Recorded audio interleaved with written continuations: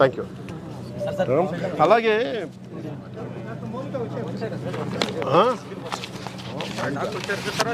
Doctor గారు congratulation, చాలా చాలా అద్భుతమైన పని చేశారు. Thank you sir.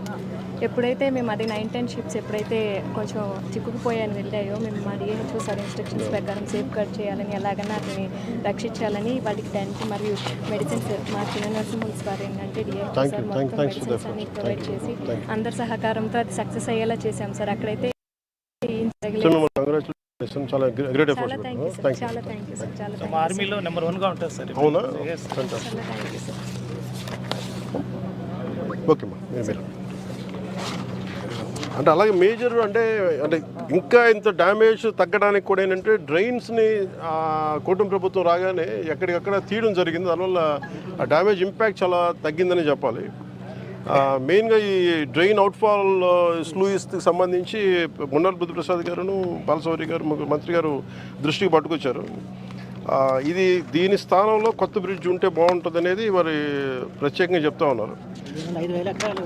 దీనివల్ల ఒక 5,000 ఎకరాలు పంట ఆల్మోస్ట్ ఇది కనుక చేయగలిగితే ఒక 60% మన కోనసీమ మన దీని ఏముంటుందని మన దివసీమకి కొంత సహాయం 60% ఒక హెల్ప్ చేయగలరు.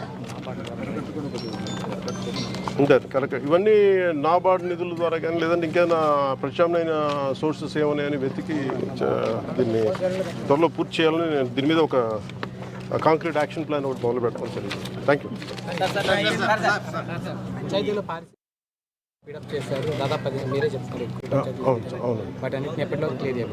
అంటే నిన్న రివ్యూ మీటింగ్ చేసినప్పుడు దాదాపు వాళ్ళు అడిగింది ఏంటంటే మేజర్గా ఈరోజు చేసేస్తామని చెప్పారు. మ్యాక్సిమం ఇంకొక 1 or 2 days పడద్దేమో.